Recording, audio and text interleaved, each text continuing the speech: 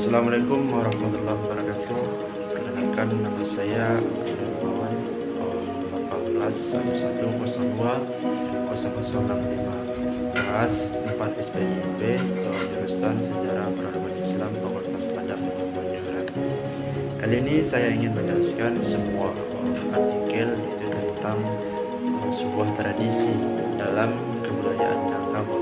Kalau kita bercerita tentang sebuah tradisi, berarti kita bercerita dulu tentang apa pengertian tradisi, proses terbentuknya tradisi, dan fungsinya tradisi tersebut.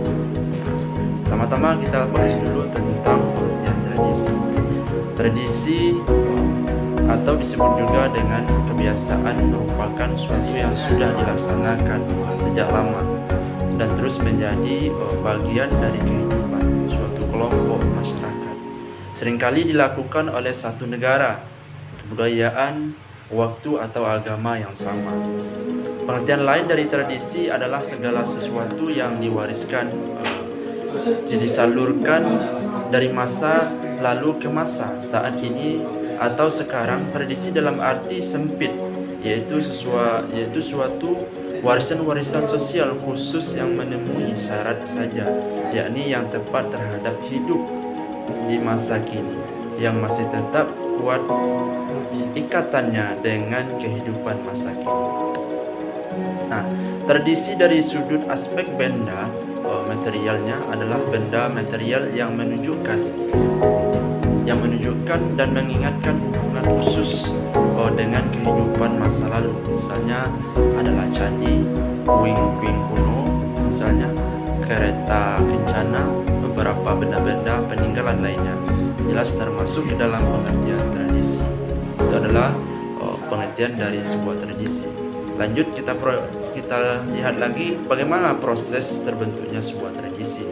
Nah, proses terbentuknya sebuah tradisi, ya, faktor yang menjadikan sebuah proses pembentukan sebuah budaya dalam masyarakat adalah satu, ya, dorongan naluri misalnya. Yang kedua, dorongan indrawi. Yang ketiga, dorongan akal hidayah. Nah, itulah proses terbentuknya sebuah tradisi tersebut. Adanya dorongan naluri, adanya dorongan indrawi, dan adanya dorongan akal hidayah. Nah, lanjut kita lihat lagi bagaimana proses ataupun fungsi dari tradisi, ya. Fungsi dari tradisi adalah beberapa fungsi dari tradisi, yaitu satu, penyediaan fragmen warisan historis. Maksudnya di sini adalah fungsi dari tradisi adalah sebagai penyedia fragmen warisan historis yang kita pandang bermanfaat. Tradisi yang seperti suatu gagasan yang material yang bisa dipergunakan orang dalam tindakan saat ini, ada untuk membangun masa depan dengan dasar pengalaman masa lalu. Misalnya adalah peran yang harus diteladani seperti tradisi kepahlawanan, kepemimpinan, karismatis, dan lain sebagainya. Itu pengertian dari penyediaan fragmen warisan historis. Yang kedua, fungsi dari tradisi itu memberikan legitimasi pandangan hidup. Maksudnya di sini, fungsi tradisi adalah untuk sebagai pemberi legitimasi pada pandangan hidup, keyakinan, pranata, dan aturan yang telah ada. Semuanya ini membentuk pembenaran agar bisa mengikat anggotanya, seperti wewenang seseorang raja yang disahkan oleh tradisi dari seluruh dinasti terdahulu. Yang kedua, kita lihat dari fungsi tradisi. Ketiga itu menyediakan simbol identitas kolektif. Maksudnya di sini fungsinya tradisi adalah menyediakan simbol identitas kolektif yang memperkuat loyalitas primordial kepada bangsa, komunitas, dan kelompok. Itu maksud dari menyediakan simbol identitas kolektif. Yang keempat, fungsi dari tradisi itulah sebagai tempat peralihan. Maksudnya di sini itu fungsi tradisi adalah untuk membantu sebagai tempat pelarian dari keluhan, ketidakpuasan dan kekecewaan kehidupan modern. Tradisi yang mengesahkan masa lalu yang lebih bahagia menyediakan sumber pengganti kebanggaan jika masyarakat berada dalam kritis. Tradisi kedaulatan dan kemerdekaan di masa lalu bisa membentuk suatu bangsa untuk bertahan hidup ketika berada dalam penjajahan.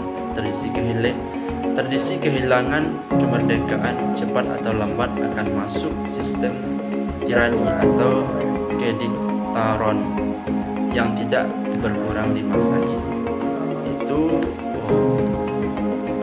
fungsi dari tradisi, itu ada 4 tadi. Yang pertama itu penyediaan fragmen warisan historis, yang kedua memberikan legitimasi pandangan hidup, yang ketiga menyediakan simbol identitas kolektif, yang keempat adalah sebagai tempat pelarian.